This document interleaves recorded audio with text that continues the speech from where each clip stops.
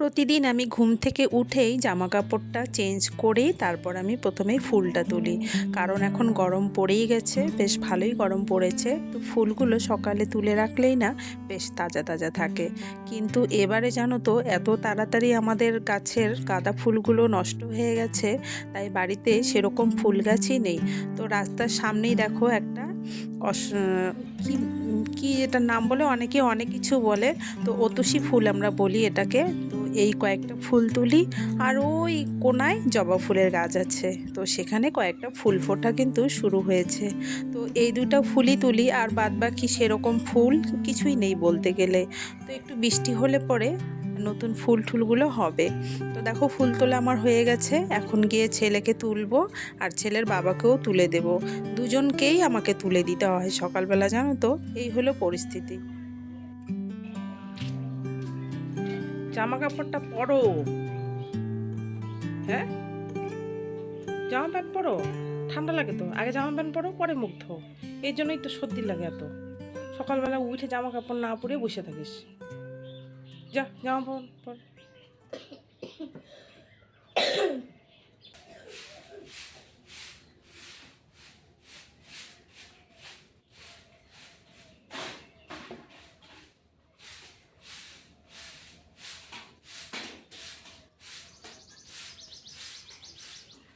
আর এখনকার ওয়েদারটাও হয়েছে সেরকম ঠান্ডা গরম, তা ছেলেরও শরীর ভালো না, আমার তো জানোই তোমরা, মানে জ্বর সর্দি কাশি তো লেগেই থাকে। তা দেখো একদম ওই ঘরের কোণার থেকে, মানে পিছন থেকে যেখানে এখন আমি রান্না করছি সেখান থেকে ঝাড়ু দিয়ে আসি, দেখো কতটা জায়গা আমাকে পরিষ্কার করতে হয়। আর এখন না কেন যেন এত বড় বাড়ি, খোলামেলা জায়গা আমার একটুও ভালো লাগে না, জানো তো, খুব পরিশ্রম হয় আমার। তো দেখো ঝাড়ুর কাঠি কতগুলো তুলেছি, মানে নারিকেলের শলা তুলেছি, তো সেখান থেকে নিয়ে কিছুটা ঝাড় দিলাম। তারপর তো দেখছি আর পাতা মানে শুটতে পারছি না, তারপর আবার সেই খাটো ঝাড়ুটা নিলাম, নিয়ে সুরে টুরে পরিষ্কার করলাম। তো ছাগলটা এখন বের করব, ছাগলটা তো আমারই সকালবেলা বের করতে হয়, আর সন্ধ্যাবেলা তো বড়ি ঢুকায় ঘরে, কারণ সন্ধ্যাবেলাটা তো আমি ঘরে থাকি না, তাই সন্ধ্যাবেলা ডিউটিটা ওর আর সকালবেলা ডিউটিটা আমার। তাই ছাগলটা পিছনে বেঁধে দিয়ে এসে ওকে একটু চাপড় দিয়ে আসবো, ও খেতে থাকবে, ওই খাওয়াটা শেষ হয়ে গেলে পরে বাইরে গিয়ে দিয়ে আসবো। তো ততক্ষণে আমরা সকালবেলা চাটা খেয়ে নেই, তারপর ওরও খাওয়া হয়ে যাবে, ওকেও বাইরে গিয়ে দিয়ে আসবো।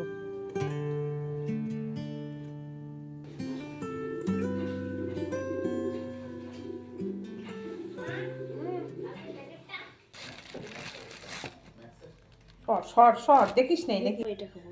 এটা এটা এটা তিনটা মা আধা করে দাও। হুম, আধা করে দাও। সকালবেলায় এত মিষ্টি খাবি? ঠিক আছে, না না এটা দিও না, তাহলে তাহলে এটা দাও। এটা। তো কালকে ওর বাবা গেছিলো বানেশ্বর বাজারে, তো সেখানে একটা দোকান নাকি কালকে উদ্বোধন হয়েছে, তো সেখান থেকে প্যাকেটটা দিয়েছে। তো সন্ধ্যাবেলা তো ঈশান অনেক কিছুই খেয়েছিল, সিঙ্গারা মুড়ি, তো সব কিছু খেয়ে পেটটা ভরে গেছে, আর কালকে খায় নেই, তো আজকে খাচ্ছে। তো ঘুম থেকে উঠে একবার বলছে, তখন কি আর দেওয়া যায়, আর এত সকালে কি আর মিষ্টি খাওয়া যায়, তাই বললাম যে এখন খা, মানে ও নিজে এসেই বললো যে প্যাকেটটাকে দেবো এটা। তো সকাল থেকে কাজ কাজ কাজ আর কাজ শেষ হয় না। তো রান্না বান্না তো সকালেরটা করেছি, মানে সকালে টিফিন করেছি সেটাই খেয়েছি। আর এত ধুলা বন্ধুরা, একটা বৃষ্টির ভীষণ দরকার, মানে এত ধুলা, রাস্তা দিয়ে হাঁটলেই চোখের পাতা সাদা হয়ে যায়। তাহলে তোমরা ভাবো কতটা ধুলা, আর ধুলার জন্য গাছপালা সব মরেই যাচ্ছে। তখন একটা বালতি, আর বালতির ভিতরে একটা কাটারি নিয়েছি, তো কি করব সেটাও তোমাদের দেখাবো। তো অনেক দিন থেকে ভাবতেছি যে তুলবো, কিন্তু তোলা আর হচ্ছে না।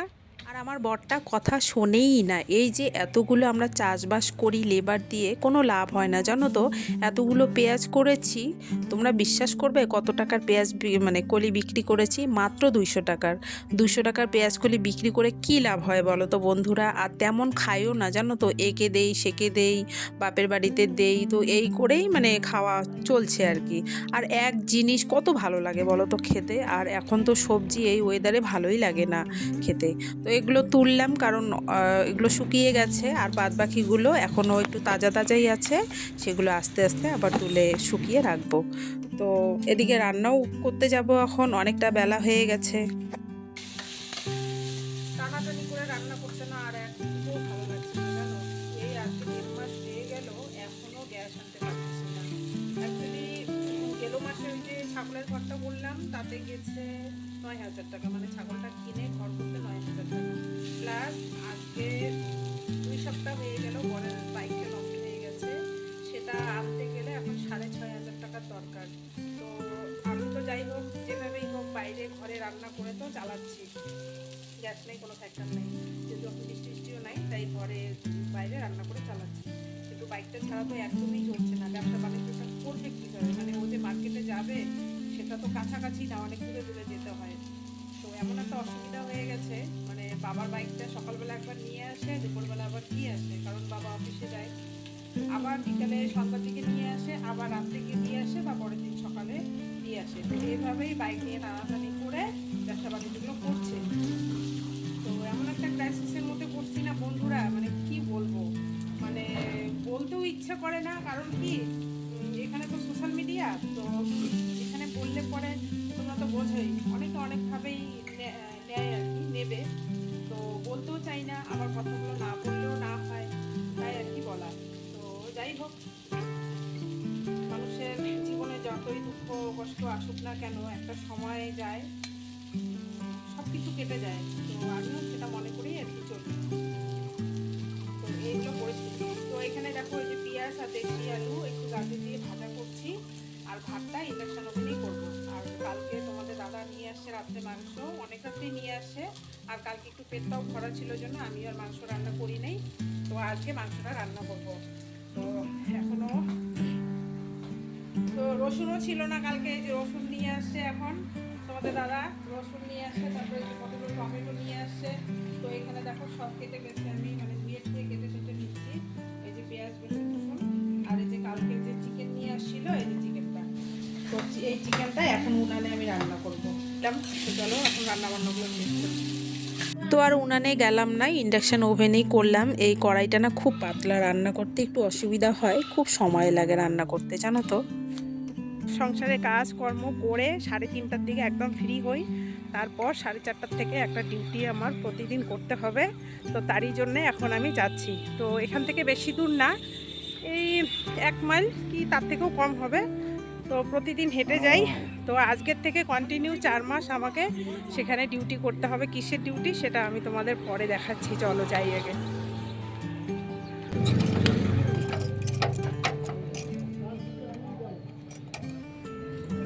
আশা করছি সকলেই তোমরা বুঝতে পেরেছো যে আমি কোথায় এসেছি। কিছুদিন আগে কিন্তু আমি বলেছিলাম যে আমি একটা কাজ শিখতে প্রত্যেকদিন যাই। তো আর কি বলবো নতুন করে। তো যাই হোক, ঝাড়ুটা দিতেই আমার প্রচণ্ড কোমরে যেন ব্যথা হলো, আর কয়েকদিন থেকে না কোমরটাতে খুব ব্যথাও করছে, জানো তো। তো জল ঠল ছিটা দিয়ে এখন ধূপকাঠিটা দেখিয়ে তারপর গিয়ে একটু বসবো, বাড়িতে তো বসার সময়ই পাই না। তো ভিডিওটা এখানেই শেষ করছি বন্ধুরা, আশা করছি সকলের ভালো লেগেছে।